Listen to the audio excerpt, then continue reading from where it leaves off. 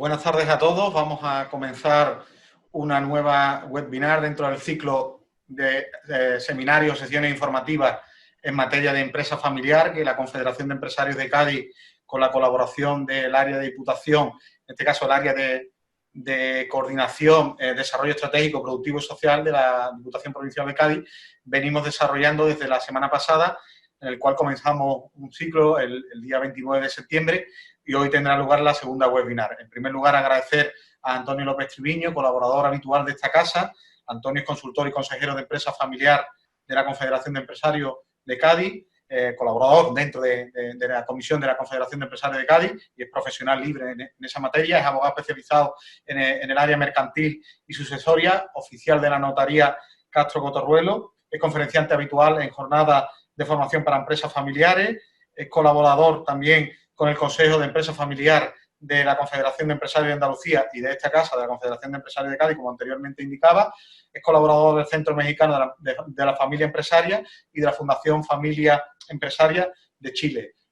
La webinar que trataremos hoy tendrá lugar a través de los órganos de gobierno de la empresa familiar y os emplazaremos también a la próxima semana, al martes 6 de octubre, en el cual celebraremos una nueva webinar, la tercera de este ciclo de conferencia, en el cual trataremos en la materia de sucesión dentro de la empresa familiar con don Daniel, el apellido, disculparme.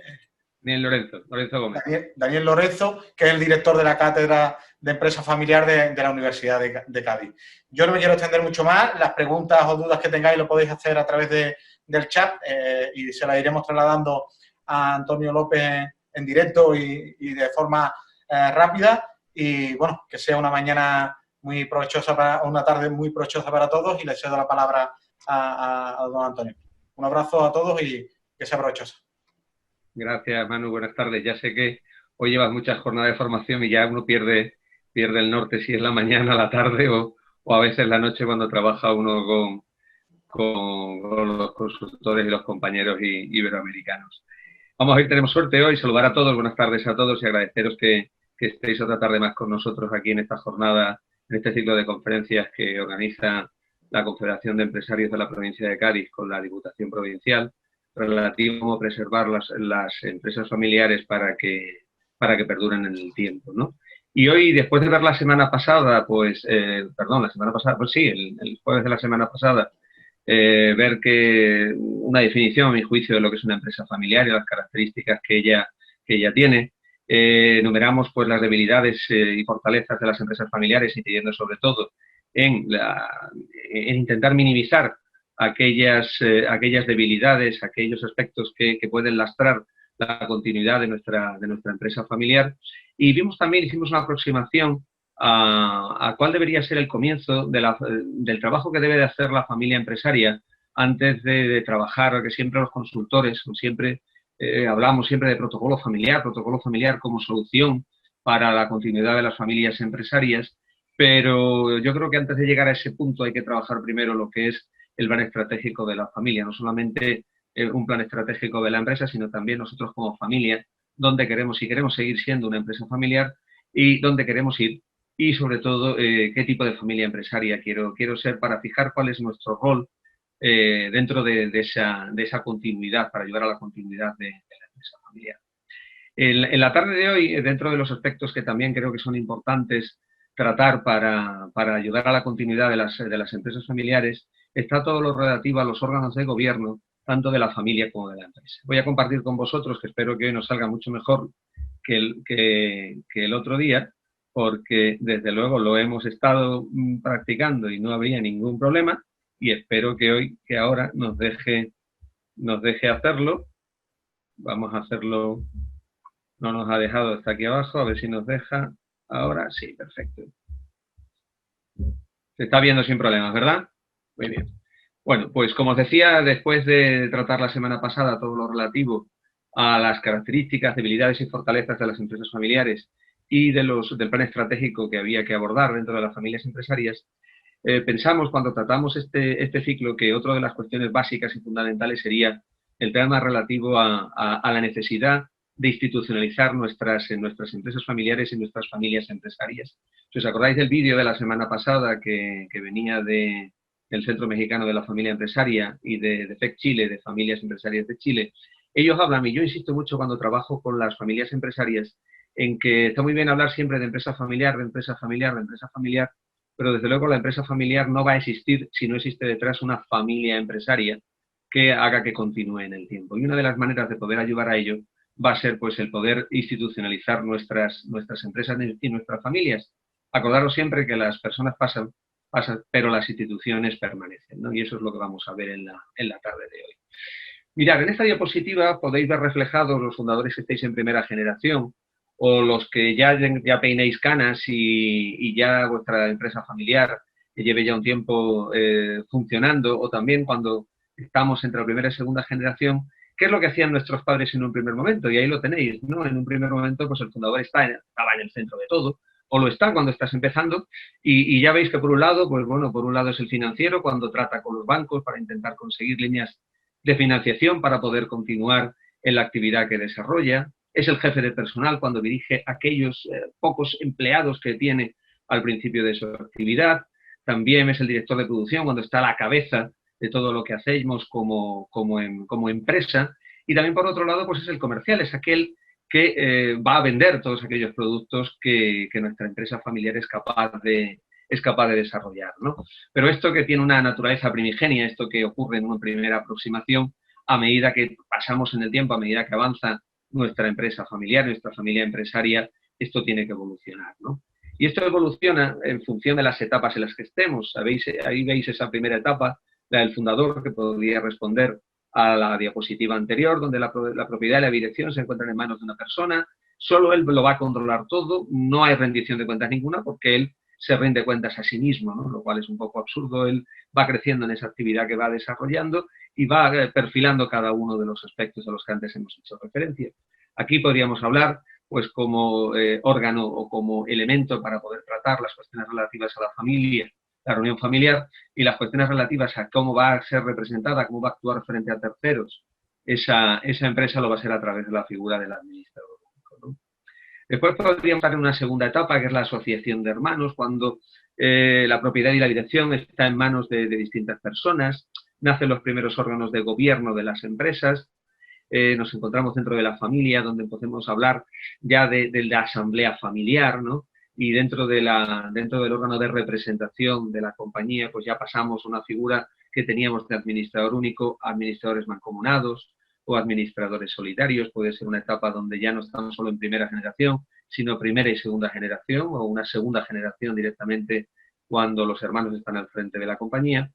Y luego, en último lugar, nos encontramos también la confederación de primos, ¿no? Solo unos pocos miembros de la familia dirigen o administran. Aquí la propiedad va a estar atomizada y, por tanto, se va a producir un proceso de profesionalización dentro de tanto de la empresa como de la familia, y se van a ir delimitando pues, los órganos y quienes pertenecen a los mismos, ¿no? Y ahí pues, vamos a tener las figuras dentro de la familia, pues el Consejo de Familia y la Asamblea Familiar, y ya dentro del órgano de representación de la compañía tenemos una evolución dentro del mismo, donde ya hemos dejado la figura de los administradores únicos, los administradores mancomunados, y pasamos a tomar las decisiones de manera colegiada mediante la figura del Consejo de Administración. En esta tarde hablaremos de ello también, voy a incidir sobre todo en los órganos de gobierno de la familia, que me parecen los grandes desconocidos para las familias empresarias, y aunque haremos alguna referencia también a los órganos de gobierno.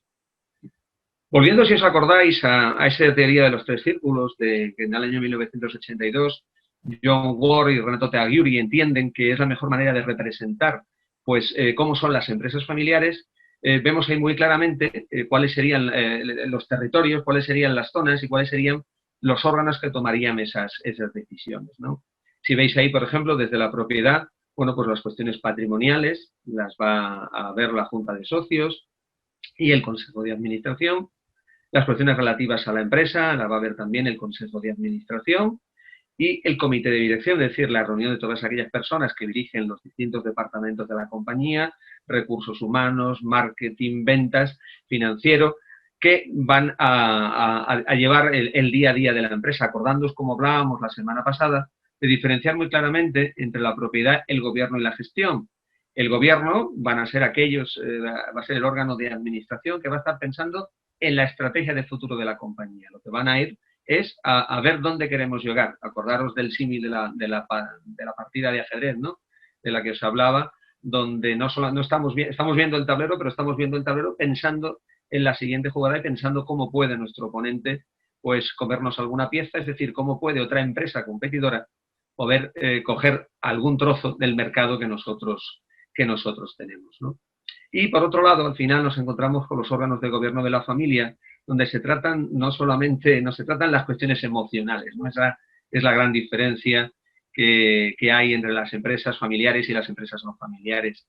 Y ahí pues vamos a tener, como órganos como tales, bueno, vamos a tener la reunión familiar, vamos a hablar de la asamblea familiar y vamos a hablar del consejo de familia, que como os decía, son las grandes desconocidas de las familias empresarias, de las familias propietarias de empresas familiares. Cuando preguntábamos, cuando empezamos en la Confederación a tratar todos estos temas en el año 2009, pues bueno, empezábamos a hablar de estos temas y empezábamos a preguntar dentro de las familias empresarias si había alguno de estos órganos, y la verdad es que nos miraban pues con cara de no entender de qué estábamos hablando los empresarios, ¿no? Los propietarios, los integrantes de las familias.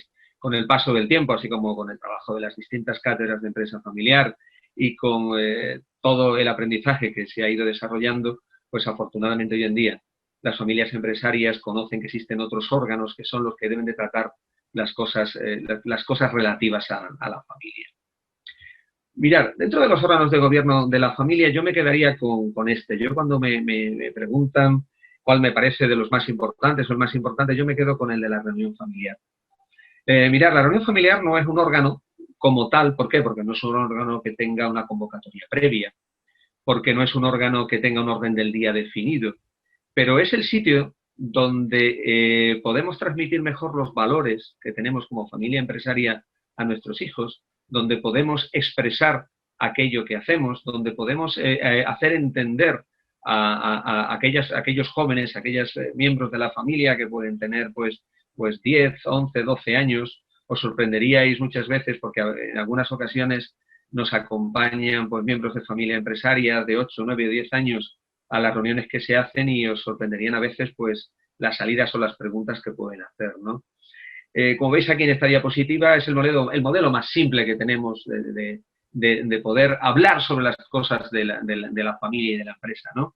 Es ese embrión de posibles órganos de gobierno y ahí pues estarían pues el empresario y la empresaria y sus hijos, ¿no?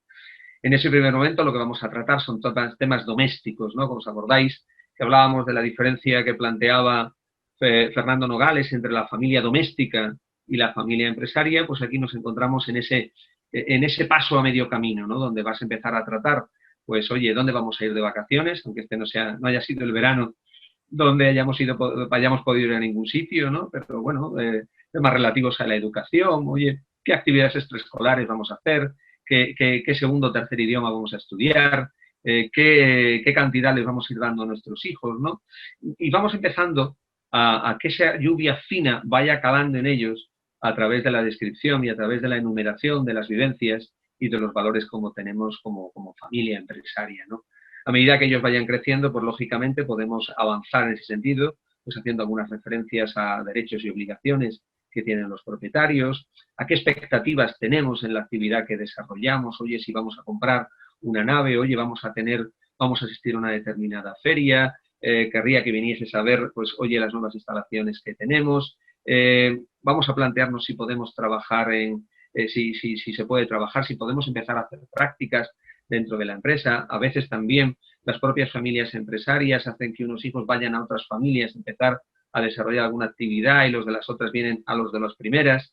En fin, como veis, no tenemos verdaderamente un órgano de gobierno, ¿no? Pero tenemos, yo creo, que la punta del iceberg, la punta de aquello que nos va a permitir poder hacer que la siguiente generación conozca y ame aquello que hacemos. Evidentemente, aquello que no se conoce no se puede amar y, por tanto, si desde el primer momento no trasladamos estas expectativas, no trasladamos estos deseos, estos valores, esto que hacemos de una manera agradable a nuestros hijos, lógicamente, no ayudará a que luego en su día pues quieran continuar. Aquí también fundamentales, insisto, las familias empresarias, la labor del cónyuge del empresario. Si estamos bombardeando a los hijos con que papá o mamá se ha perdido una determinada actividad, papá o mamá no ha podido ir a tu cumpleaños, papá o mamá no ha podido ir a una reunión del colegio, y luego la explicación siempre es papá o mamá está trabajando, papá o mamá está en la empresa, papá o mamá,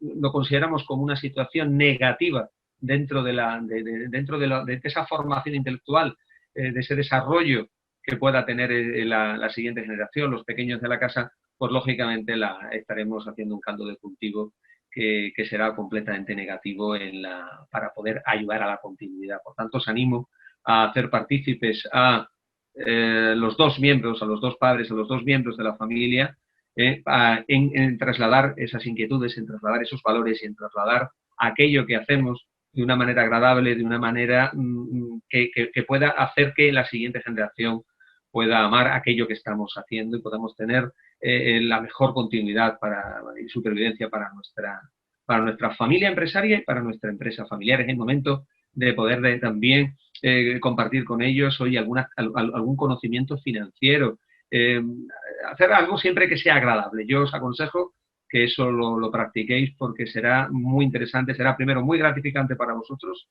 será muy interesante para ellos y eso hará que se interesen en aquello que estáis haciendo. Pasamos a continuación ya a tratar los verdaderos, quizás aquellos que consideramos como verdaderos órganos de gobierno de la familia, ¿no? Aquí sí tenemos órganos que, por supuesto, se convocan previamente y que además también tienen un orden del día predeterminado, ¿no? ¿Cuándo sería el momento de las asambleas familiares? Lo veis ahí, ¿no? Es propia de empresas familiares que han pasado, que han superado esa fase de una única unidad familiar. Ya tenemos una unidad multicultural, porque ya tenemos varias familias integrantes de la empresa familiar, y puede ser el momento de esa empresa de hermanos o confederación de primos con no demasiados miembros, ¿no? Es vital que exista este órgano donde las diferentes ramas de la empresa familiar, los diferentes propietarios, puedan expresar todas aquellas inquietudes que plantean, porque si os acordáis, en una empresa familiar lo que se trata es de organizar las relaciones entre la propiedad, la familia y la empresa. ¿Y dónde es el sitio? Lógicamente el sitio son los órganos de gobierno de la familia. Imaginaros que yo estoy como externo dentro de vuestro órgano de representación, dentro del Consejo de Administración de la compañía. Oye, ¿pensáis de verdad que a mí me interesa como en la estrategia de futuro de la empresa, oye, cómo van a ser pues las relaciones entre las diferentes ramas, si va a haber reparto de dividendos o no, si va a haber préstamos a los integrantes de las familias o no, si van a trabajar o no, qué sueldos van a tener? Lógicamente esos son los sitios donde hay que hablarlo, es en los órganos de gobierno de la familia, ¿no? ¿Veis aquí el tiempo para cuántas podríamos hacer al año? Pues son una o dos, en función de la amplitud de la familia, en función de si viven o no dentro de la misma localidad donde se encuentra la empresa. Es cuestión de adaptarlo a las necesidades de cada familia empresaria, pero por supuesto, como os decía al principio de la diapositiva, teniendo un orden del día y previamente convocadas, donde, oye, si se va a dar algún tipo de información a los asistentes, pues que se tenga con anterioridad para que se pueda ver.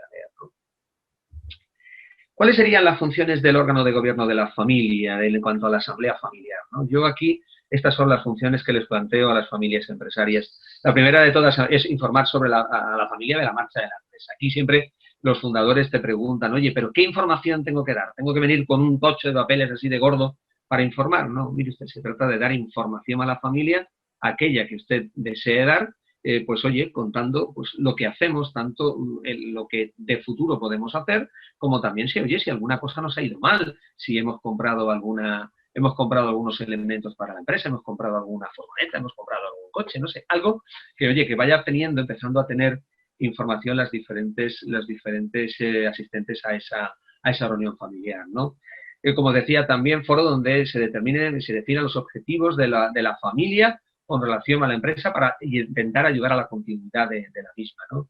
Fundamental, la cordialidad. Pensar que esto se trata de hacer algo que sea agradable. Es lógico y es cierto que vamos a tratar cuestiones relativas a la familia que van a afectar a la empresa, pero eso no significa que tengamos que hacer algo lúgubre, algo sombrío, algo que se sabe cuándo empieza pero no cuándo termina, y algo que se trata de una enumeración de cifras y de actividades empresariales, ¿no? Hay que hacer algo agradable, que dependiendo a lo mejor de la amplitud de la familia puede venir precedida de una actividad inicial de haber quedado pues el día anterior o haber quedado para comer, en fin, hay que buscar los caminos para hacerlo. Todo va a depender de la amplitud que pueda tener la familia empresaria. Si os adelanto ya que no es necesario tener una familia muy amplia para que haya órganos de gobierno de la familia. No pasa nada si tenemos una familia empresaria de matrimonio fundador y 2 hijos, 1, 2 o 3 hijos, el que empecemos a trabajar en esto. Por supuesto, si tenemos una familia empresaria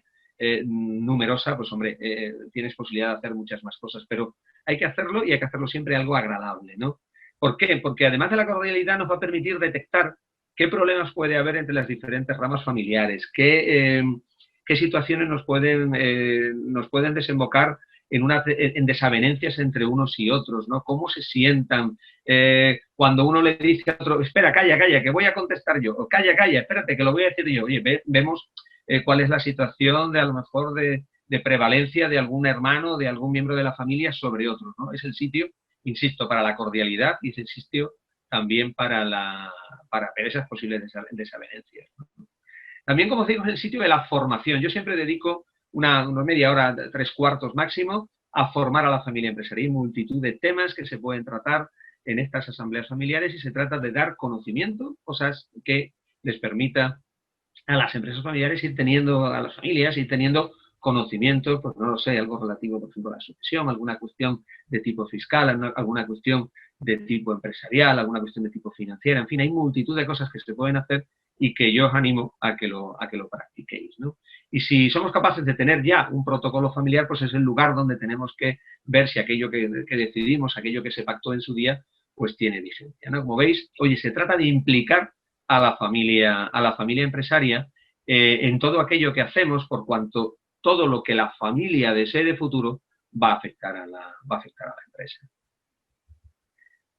Bueno, perdón, que se ha ido, le he dado a donde no tenía que ir. Vamos a volver. Bien. El funcionamiento. Mirad, en cuanto al funcionamiento de esta asamblea familiar, yo siempre aquí propongo además una cosa, que es que el presidente de esta asamblea familiar lo sea alguno de los in-law, alguno de los familiares políticos. ¿Por qué? Porque lo que estamos haciendo es integrar, estamos haciendo que la familia considere que es importante la función de esas personas que no son de la familia de sangre, pero oye, que enriquecen la multigeneracionalidad que tiene nuestra familia empresaria. Por ejemplo, yo estoy ahora mismo trabajando son 3 familias empresarias que desarrollan una actividad conjuntamente y lo que hemos propuesto y han aceptado de muy buen grado los cónyuges de los fundadores es que cada una de ellas va a ser la presidenta de la asamblea familiar durante un año. O sea, van a ir rotando de manera que cada año lo desempeñe una de ellas y al 4.º año volveremos otra vez a la inicio. Y ellas mismas se han dado cuenta de que hay muchas cosas, de que, comemos, tenemos una buena educación para nuestros hijos, podemos viajar, tenemos unas buenas casas, tenemos un medio de vida, un modo de vida pues medio alto, pero que se han dado cuenta de que hay algo más, de que aparte del trabajo de sus cónyuges dentro de la empresa, hay algo más que hay que cuidar y eso en definitiva es la familia. Os animo a hacerles partícipes de ello. Asistencia, yo aquí planteo pues asistentes, inclusive los familiares políticos, súper importante, como os decía antes, para poder trabajar dentro de cada reunión familiar, los descendientes directos del matrimonio fundador que tengan pues 14 años, ¿no? Yo creo que desde 12, 13, 14 años podría ser una edad interesante para que acudieran, ¿no? También, bueno, pues ve si tenemos a alguien que está casado, unido de hecho, hombre, yo les planteo a las familias empresarias que por lo menos, para que el familiar político venga, pues por lo menos que esa unión de hecho o ese matrimonio por lo menos tenga una duración mínima de 3-5 años, ¿no? Para que haya que verdaderamente esa persona que pertenece a la familia política, pues oye, esté integrada dentro de la familia de sangre y dentro de la familia empresaria, ¿no? También, por supuesto, si fallece alguno de sus integrantes por viudo o viuda, que estén casados con ese mínimo de 5 años y además que no se hayan vuelto a casar, por supuesto, con hijos o sin ellos. Una cosa que preocupa mucho a los miembros de la familia es, oye, y a la hora de votar, si vienen mis familiares políticos, ¿cómo lo hacemos? Es muy sencillo. Pues un voto, como veis ahí, un voto por matrimonio o pareja, ¿no? Y en caso de ausencia, del uno por el otro, y por supuesto, en caso de divorcio, pues el familiar político deja de ser miembro integrante de la asamblea familiar. Yo creo que es muy sencillo poder ponerlos en práctica y que, os insisto, os animo a que los desarrolléis, insisto, a pesar de que sea una familia pequeña, pues que trabajéis en ello, ¿no? Pasamos a continuación al consejo de familia. Aquí nos encontramos, bueno, pues en ocasiones en que al crecer la familia, como veis ahí, llegará el momento en que la asamblea familiar sea muy grande para poder ser operativa, ¿no? Entonces, ¿cuándo será ese momento? Pues será cuando estemos en una segunda generación muy amplia, o tercera, o cuarta, o sucesivas generaciones, ¿no? Entonces, oye, no desaparecen ni las reuniones familiares que yo tengo que hacer dentro de mi núcleo familiar, ni van a desaparecer la asamblea familiar, pero lógicamente tenemos que tener un órgano de gobierno que sea efectivo, ¿no? Que sea ejecutivo, y ahí estaría el órgano de gobierno. Normal ahí es que estén representadas única y exclusivamente pues, por un miembro de cada rama familiar, un miembro de la familia de sangre, por ejemplo, una de las familias con las que trabajo, donde hay varios fundadores y los hijos, son 17 los hijos, bueno, pues lo que se ha propuesto es que haya en ese consejo de familia esté pues un miembro de cada rama fundadora y uno de sus hijos que ellos mismos hayan elegido, ¿no? Para hacerla operativa. Reuniones, pues 3, 4 veces al año y también, por supuesto, con un orden del día y además también con una convocatoria previa. Yo aquí, como no hay costumbre, como no hay conciencia de la existencia de estos órganos de la familia, lo que yo le trabajo con las familias empresarias es que durante 2, 3 años, no más, porque yo no pretendo que me adopten, trabajo con ellos siendo el secretario, es decir, aquella persona pues, que propone al presidente, oye, cuál sería el posible orden del día, el que hace las convocatorias, el que redacta el acta. No hay mayor satisfacción, y esa la he vivido no hace mucho con otra familia empresaria con la que trabajo, de que la siguiente generación te diga, Antonio, uno de los miembros te diga, Antonio, yo querría ser ya en adelante el secretario del consejo de familia. Pues mira, eso te llena porque has sido capaz de poder transmitir cómo se debe de trabajar y que ellos puedan funcionar por sí solos. ¿Que te llaman porque tienen algún problema? Encantado de ayudarles. ¿Que puedes ayudarles en la formación que ellos hacen? Por supuesto. Pero bueno, eso a mí me llena de satisfacción porque ves que ellos están trabajando por sí solos, ¿no? Y que son capaces de continuar hacia adelante. Aquí tenéis esta diapositiva que, como veis abajo, las fuentes de la Cátedra Plaza de la Universidad de Córdoba. La semana pasada pues tuvo el honor de estar con nosotros y me comentó que hoy también iba a intentar estar, porque estaba a caballo entre la Costa del Sol y Córdoba. Pues José Javier Rodríguez Alcaide, que para mí, junto con Daniel Lorenzo Gómez, pues han sido mis padres dentro de las enseñanzas de la empresa familiar, ¿no? Yo conocí a José Javier el año 2009 en una charla que vino a dar aquí a la Universidad de Cádiz, y donde yo, que vengo del mundo del derecho, pues pensaba que los testamentos, las capitulaciones y los pactos, todo eso lo solucionaba todo, pues me hizo comprender que no soluciona eso nada si no hay detrás una familia empresaria con la que hay que trabajar. Y por eso yo he pasado del mundo del derecho a trabajar con las familias. Y entonces, bueno, pues gran número de las diapositivas y de la formación que hago tiene su base en esa enseñanza que aprendí, por supuesto luego en la experiencia que uno va adquiriendo y trabajando con las familias empresarias, pero bueno, no tengo menos que agradecer, no sé si hoy estará con nosotros o no, por supuesto que veis ahí, pues oye, pues esas enseñanzas. Y esta diapositiva la pongo siempre cuando hablo de órganos de gobierno y la trabajo siempre con las familias empresarias, ¿no? Si queréis, bueno, pues empezamos por las agujas del reloj desde arriba, ¿no?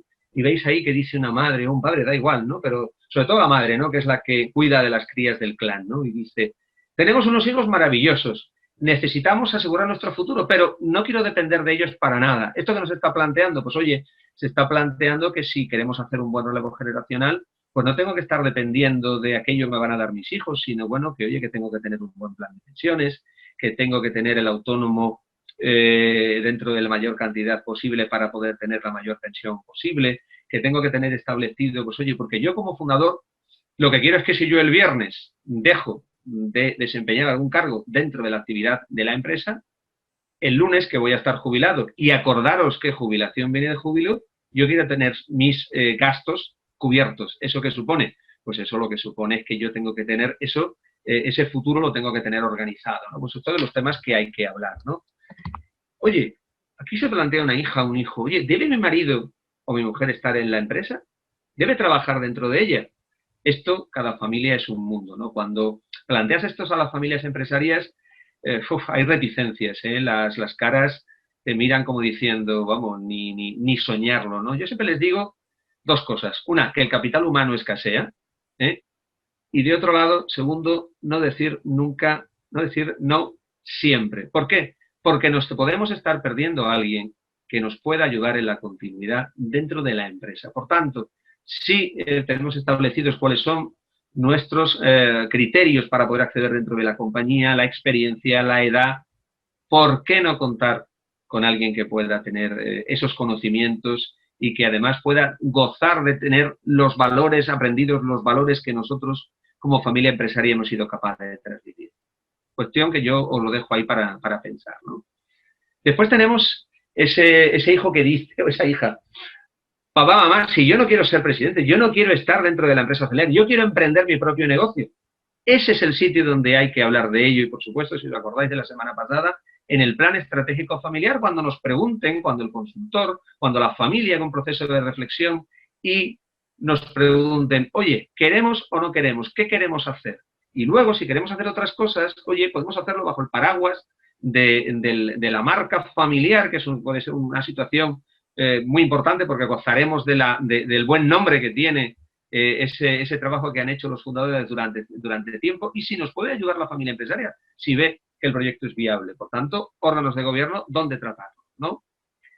Aquí hay un hijo que puede ser como el príncipe Carlos de Inglaterra, que no tiene 40, sino que tiene muchísimos más años, y que dice que ama la compañía, pero espero a que se resuelvan los problemas. Oye, estar calentando el banquillo no ayuda en nada a la familia empresaria. Por tanto, si a lo mejor lo que interesa es no calentar el banquillo, a lo mejor es trabajar fuera, y si llega el momento y podemos ayudar a nuestra empresa familiar con nuestros conocimientos y nuestras experiencias, pues oye, es el momento. ¿De qué nos sirve calentar banquillo, no? Más arriba, pues hay alguien de la familia que dice, ¿tengo oportunidad de hacer carrera en la empresa? Por supuesto. Otra de las cuestiones a plantear y otra de las cuestiones a decidir y ver si es posible o no. ¿Qué tipo de empresa familiar vamos a tener? Si va a ser una empresa familiar de propietarios única y exclusivamente, o una empresa familiar donde haya miembros de la familia en la dirección y el gobierno, o va a ser una empresa familiar única y exclusivamente de inversión. Hemos hecho caja y lo que hacemos ahora es invertir como familia, ¿no? Sitio donde poderlo hablar.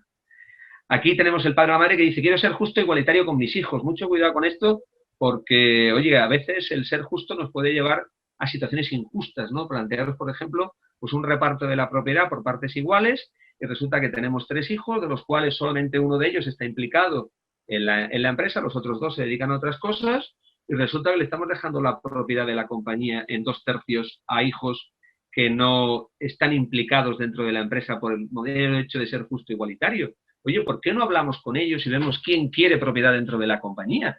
Y si no repartimos otras cosas de diferente manera, de manera que seamos justos en una tercera parte para cada uno, pero que la propiedad esté concentrada mayoritariamente en aquel que está verdaderamente implicado en la dirección y el gobierno de la empresa, ¿eh? Otra de las cosas también a pensar, ¿no? Bajamos y dice ahí, oye, si alguien quiere vender, ¿se puede hacer? ¿Bajo qué condición? También otra de las cuestiones a tener en cuenta, y más en los tiempos en los que corremos, ¿no? No podemos ser prisioneros de nuestra empresa familiar. Por tanto, yo animo siempre a las familias empresarias a valorar la empresa y que durante un máximo de 2 años esa valoración subsista y que fijar qué porcentaje del capital pueda comprar la compañía para que puedan hacer caja los miembros de la familia para estudiar sus hijos o porque desean vender su paquete accionarial o para cualquier otro tipo de proyecto, ¿no? Eso es cuando tenemos una empresa, sea familiar o no, que cotiza en bolsa, sabemos claramente cuál es el valor hoy de nuestra empresa, pero cuando eso no es así, si no tenemos esa valoración previa hecha, pues es verdaderamente harto difícil que se pueda llevar a cabo. También se preguntan los padres, oye, ¿tienen los niños derecho automático a ser empleados en la empresa familiar? Pues hombre, aquello que quizás en primera generación podríamos buscar un puesto específico para algún hijo o para algún yerno o nuera que empieza a trabajar, pues esto, hombre, si vamos hacia la profesionalización de la empresa, no sería de recibo. Por tanto, tenemos que establecer relación de puestos de trabajo, retribución a esos puestos de trabajo, qué experiencias se van a tener, qué edad, qué idioma, si es necesario, y si eso se cumple, entonces se accederá. Si no, pues oye, habrá que buscar el mejor en el mercado. También, ¿cuánto tiempo plantea papá o mamá estar en el mando? Fue cuestión también Hecho trascendental, como hablábamos la semana pasada, y tratará José Daniel Lorenzo la semana que viene, relativa al relevo generacional en las empresas familiares.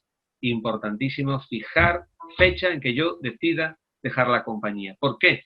Porque hacer un buen relevo supone alrededor de 5 o 7 años antes empezar a trabajar en ello. Por tanto, mucho cuidado. Mejor acto de generosidad que puedan hacer los fundadores es establecer la fecha en que yo me voy a marchar, previamente teniendo asegurado, pues oye, ese futuro del que hablábamos al inicio. También aquí hay otro miembro de la familia que dice que sé que tenemos un alto valor de la compañía, pero si estamos optimizando la gestión de nuestros bienes del mejor modo, oye, ver si están afectos o no afectos a la actividad, si vamos a poder cumplir o no en su momento los requisitos para tener las bonificaciones en Andalucía por ser una empresa familiar en la transmisión, tanto en vida o al fallecimiento. Oye, o a lo mejor es el momento de crear un family office para poder invertir de mejor manera y para poder optimizar los costes que supone lo que hacemos, ¿no? ¿Quién debe ser accionista? ¿Quién debe ser propietario de la empresa? También otra de las cuestiones que no son baladíes dentro de lo que tiene la empresa familiar, dentro de lo que tiene la familia empresaria que tratar. Y para el final me he dejado que ocurre si hay un divorcio. Siempre insisto, y los que hoy asistáis, que me hayáis oído, siempre digo que en España de cada 2 matrimonios uno se divorcia. De cada 2, uno se divorcia. Por tanto, pactos relativos al régimen de separación de bienes, cortafuegos en los estatutos. Oye, no veamos mermada la propiedad de la compañía por el mero avatar de que un matrimonio deje de existir, ¿eh? Por tanto, como veis, yo creo que esta diapositiva nos resume todo lo que, como miembros de la familia, debemos de tratar dentro de los órganos de gobierno de la familia. Pasamos a continuación a que trataremos de una manera, pasaremos de vuela pluma, porque me interesa mucho más el tratar en el día de hoy los órganos de gobierno de la familia, pero también quería hacer alguna referencia a algunos aspectos que debéis tener en cuenta dentro de los órganos de gobierno de la empresa, ¿no? Y en primer lugar tenéis ahí la Junta General de Socios o Accionistas. Ahí veis que, bueno, en definitiva es la reunión de los socios o accionistas y que a través del voto toman decisiones. Esa es la mejor definición que hay. Veis ahí que es un órgano necesario e insustituible en sus funciones, que las vais a ver ahora. No es permanente, como si puede ser los administradores únicos, solidarios o el consejo, que necesita convocatoria, salvo que sea una junta universal. Está integrado, como decíamos antes, única y exclusivamente por los socios y es autónomo. Es decir, en el ámbito de sus competencias es quien decide, única y exclusivamente. Y pensaréis, bueno, ¿y qué funciones tiene? Yo vamos a ver en 4 o 5 diapositivas más, lo trabajo con las familias empresarias en esas actividades de formación, ¿no? Porque hay carencia en conocimientos mínimos de derecho mercantil, ¿no? Al igual que de derecho de familia y derecho sucesorio, ¿no? ¿Cuáles serían estas funciones? Ahí tenéis porque las marca la ley, ¿no? Pues es el órgano que aprueba las cuentas anuales, es el órgano que nombra y separa a los administradores, es el órgano que modifica los estatutos, el aumento, la reducción de capital, el cambio de domicilio, de objeto social, cómo se transmiten las participaciones o no. Es el órgano que decide si hay créditos o garantías a favor de los socios. Es el órgano con carácter general, salvo que esté recogido en los estatutos de otra manera, que autoriza la transmisión de las participaciones cuando queremos transmitir a un extraño, ¿eh? También es el órgano que autoriza a si los administradores desarrollan un objeto análogo al que tiene la compañía, pues para que no haya incompatibilidad, para que no haya posibilidad de que haya conflicto de intereses entre unos y otros. También son los encargados de aprobar los supuestos de fusión, de transformación o de escisión. Y lo más importante que se introdujo hace unos años, es lo que veis al final, que es que cuando pretendemos comprar, pretendemos vender, o pretendemos aportar algo a una sociedad, si aquello que vamos a comprar, vender o aportar tiene la consideración de activo esencial, es decir, que supone un valor superior al 25% de los activos de la compañía en el último balance aprobado, va a necesitar acuerdo de junta. ¿Por qué el legislador lo hizo? Hombre, porque a veces se podía encontrar una sociedad, y yo lo he tenido desde el punto de vista profesional, donde el administrador estaba enfrentado, había desavenencias con alguno de los socios y lo que había hecho había sido vender alegremente el domicilio de la compañía, ¿no? La nave donde se desarrollaba la actividad, que era el único activo que tenían, ¿no? Bueno, pues la ley lo que ha hecho ha sido decir, oiga, mire usted, consideramos que es necesario acuerdo de junta cuando ese valor supere más del 25% los activos del último balance aprobado, ¿no? ¿Cómo tomaríamos los acuerdos? Aquí sí os insisto en una cosa, que es que hay que tener cuidado cuando hablamos de una empresa familiar, porque no conocemos los estatutos que tenemos y resulta que puede ser que no nos interese como familia empresaria que los cónyuges, que los parientes políticos acudan como representante de un propietario a las juntas, pues tenemos que limitarlo dentro de los estatutos. Pero ¿cómo tomamos los acuerdos, no? Aquí, refiriéndonos a las sociedades limitadas, la ley diferencia entre una mayoría, como veis ahí, de 1/3, por ejemplo, para aprobar las cuentas anuales. Habla de una mayoría reforzada, que es la mayoría más de la mitad de los votos, cuando, como veis ahí, pues aumentamos o reducimos el capital, o también cuando modificamos los estatutos, ¿no? Y aumenta a 2/3 el voto favorable cuando pues se quiere que el administrador desarrolle la misma actividad a nivel individual que aquella actividad que lleva a cabo como representante la propia compañía, ¿no? También, pues, cuando se pretende eliminar o suprimir el derecho de adquisición preferente en un aumento de capital, que con carácter general, si yo soy propietario y se va a aumentar el capital social, tengo la posibilidad de acudir ese aumento de capital en la misma proporción del capital que tenía.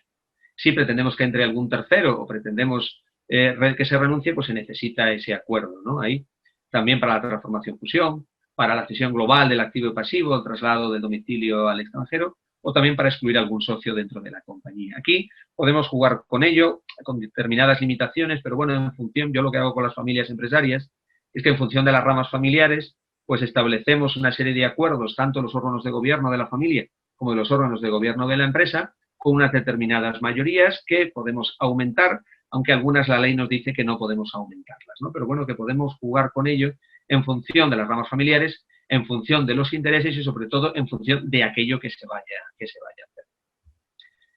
Pasamos al órgano de gobierno de la propiedad empresa, que es el órgano de administración, que es aquel órgano que tiene proyección externa frente al órgano interno, que sería la Junta de Socios. Tenemos aquel que va a desarrollarse a través del cual va a actuar la sociedad. Tenéis ahí las posibilidades que marca nuestro ordenamiento: administrador único, administradores solidarios, administradores mancomunados, consejo de administración en limitadas con un mínimo de 3 y un máximo de 12.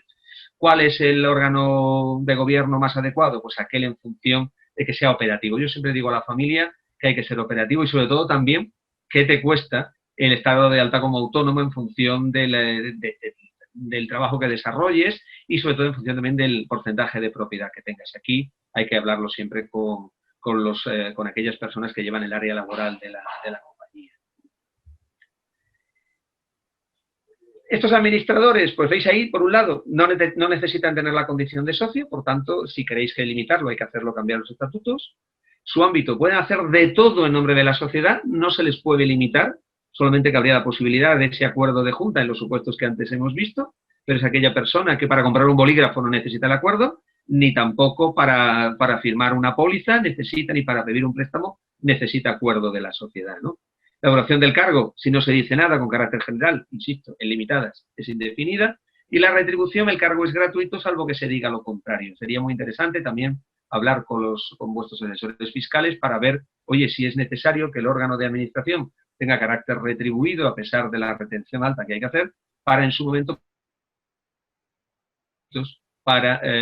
momento tener las bonificaciones que recoge la legislación andaluza en la transmisión de la propiedad de la empresa familiar. Y por último hablaríamos del Consejo de Administración. Aquí simplemente deciros que es necesario nombrar un presidente y un consejero. Aquí no tiene nada que ver qué porcentaje de propiedad puede tener cada consejero. Igual que en la Junta vas a tener el voto en función al porcentaje de propiedad que tengas, aquí cada integrante tiene un voto, con independencia de que sea un externo o con independencia del porcentaje de propiedad que pueda tener. Es interesante dentro de las empresas familiares, pues oye, decir si se ve conveniente que en caso de empate, pues que sea dirimente el voto del presidente, es decir, que tenga 2 votos el mismo, ¿no? Y también, oye, en función de la amplitud del Consejo de Administración y en función de la operatividad, siempre acordaros de eso, pues a lo mejor es interesante nombrar un consejero delegado, ¿no? En donde ahí sí le podemos limitar las facultades que pueda tener, ¿eh? Es una cuestión interesante y una cuestión a valorar. Me quedo ya y terminamos con las conclusiones, ¿no?, que yo os ofrezco en la tarde de hoy, para pasar ahora a las preguntas. Por supuesto, crear órganos de gobierno de la familia y profesionalizarlos, es decir, integrar a aquellas personas que puedan aportar algo, no por el mero hecho de que hay 5 ramas familiares, tiene que haber 5 miembros. Puede ser eso en un inicio, pero necesitamos gente que sea profesional, que desarrolle su actividad con conocimientos, con aptitudes y con habilidades. Lo habéis visto en la diapositiva que os he puesto antes. Los asuntos de la familia, en los órganos de gobierno de la familia. Los asuntos de la empresa, en los órganos de gobierno de la empresa, ¿no?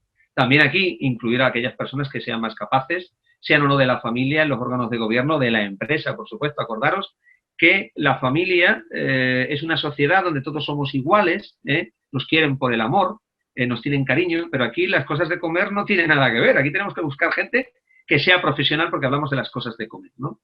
Y también os dejo el de que contar con los familiares políticos y con los familiares que no trabajen en la empresa. Mimarlos, quererlos mucho, integrarlos en los órganos de gobierno, en la asamblea familiar.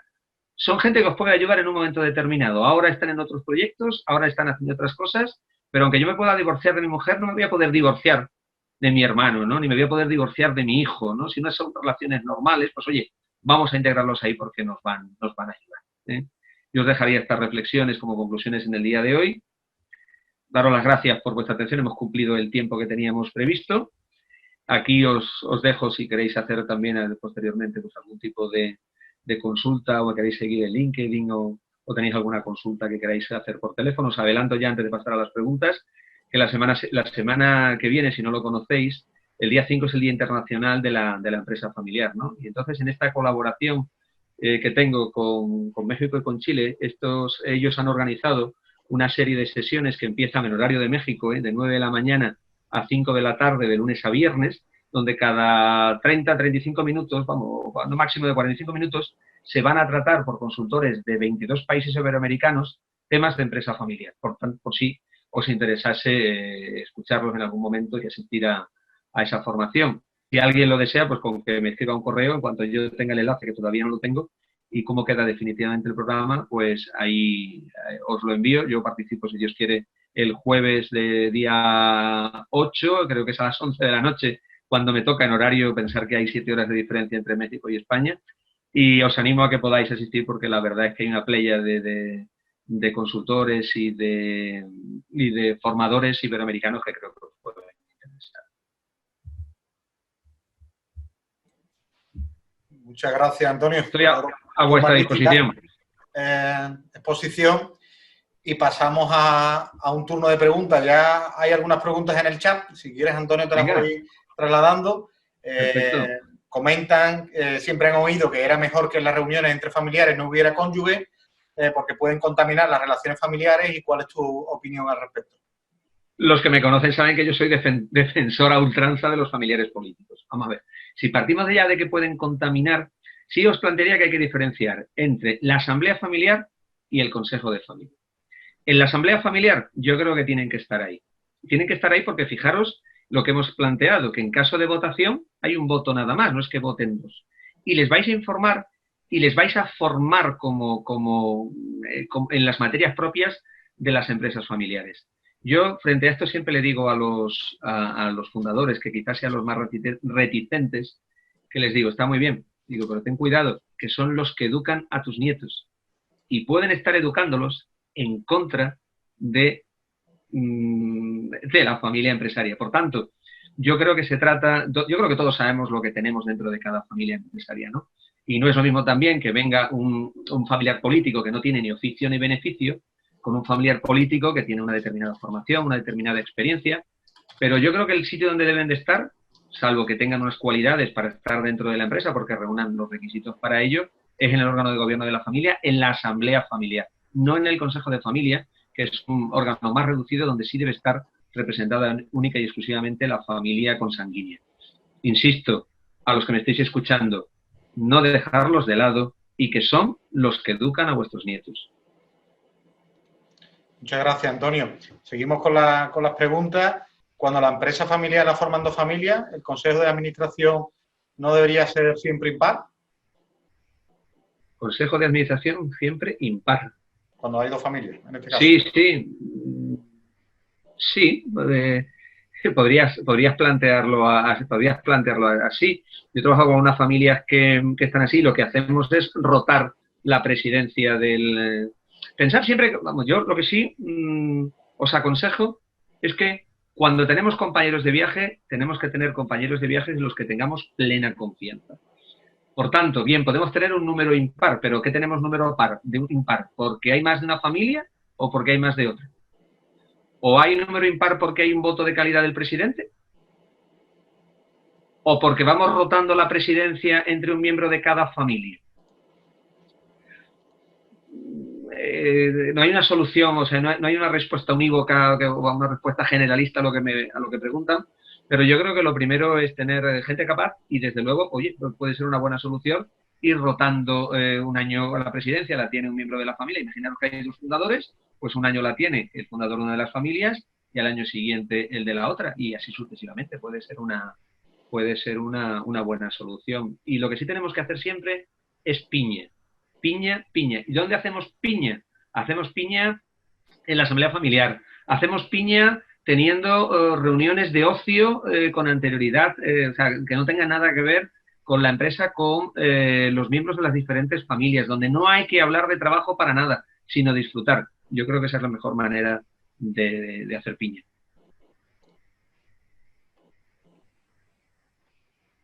Perfecto. Hay otra pregunta, Antonio, sobre cómo afecta la legislación, si hay legislación específica para la empresa familiar.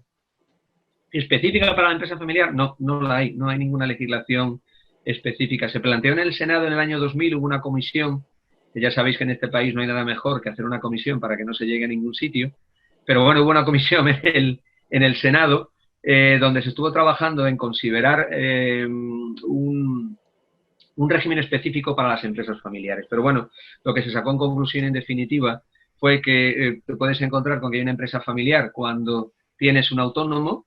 A veces te encuentras con que tienes... me hace mucha gracia, es curioso, cuando hablas con algunos países iberoamericanos, allí sigue existiendo la figura del comerciante individual, que es la figura que nuestro Código de Comercio recoge el año 1885, que aquí no hablaríamos de comerciante individual, ¿no? Hablaríamos de autónomo o hablaríamos de empresario, ¿no? Y hay todavía, pues, empresas familiares con 30 o 40 años de vigencia, de duración, que tienen esa figura, ¿no? Por tanto, ¿qué sacó el legislador en conclusión de la época? Pues que dijo, mire usted, como nos encontramos con posibilidad de sociedades civiles, nos encontramos con posibilidad de autónomos, de empresarios individuales, nos encontramos con sociedades limitadas, nos encontramos con sociedades anónimas. Pues bueno, lo único que vamos a hacer es establecer determinadas bonificaciones en cuanto a su transmisión, si reúnen determinados requisitos. Vamos a establecer la posibilidad en 2007 que se introdujo de inscribir los protocolos familiares en el registro mercantil, pero como tal no hay una legislación específica. Lo que sí puedes ir sacando, tanto de la Ley de Sociedades de Capital, en función de si se trata de una sociedad limitada o una sociedad anónima, pues oye, ir sacando aquello que mejor va a adaptarse a la idiosincrasia de cada familia empresaria. Cuando trabajas con ellos, bueno, pues haces al principio unos cuestionarios de tipo familiar, ¿no? Para ver cuáles son sus deseos como miembros de la familia empresaria, cómo se divierten, qué expectativas tienen con relación a su familia, cómo se relacionan y si hay lugares de encuentro para hablar, y si se hablan las cosas difíciles o no. Y luego, cuando ya eres capaz de avanzar y tratar del protocolo familiar y poder empezar a hablar del protocolo familiar y ver cómo es el proceso, que es lo más importante, entonces, en esos cuestionarios que haces de manera individualizada a los miembros de la familia, vas tocando temas en función de cómo están organizados jurídicamente para ayudarles desde el punto de vista del derecho, ¿no? También, como os he ido relatando antes, hablar con los fiscalistas, hablar con los que llevan el área laboral, muy importante también con los fiscalistas ver si nuestra estructura es la idónea para no pagar tontamente más impuestos de la cuenta, oye, ver si lo que nos interesa es tener una sociedad holding o no, si nos interesa que el cargo de administrador, como os decía antes, sea retribuido o no, y ver si vamos cumpliendo los requisitos de ser nuestra mayor fuente de renta, del grupo familiar, de cómo está repartida la propiedad. Y todo eso está recogido en diferentes legislaciones. Por tanto, en función de cuál sea, cómo esté organizada esa empresa, podemos ayudarles en ese sentido. Porque, en definitiva, a la pregunta, pues no hay un régimen específico como puede ser para las sociedades limitadas, las anónimas o para las sociedades profesionales, por ejemplo. La pregunta, Antonio, está más referida a si la empresa familiar tiene ubicación en diferentes países. ¿Qué legislación?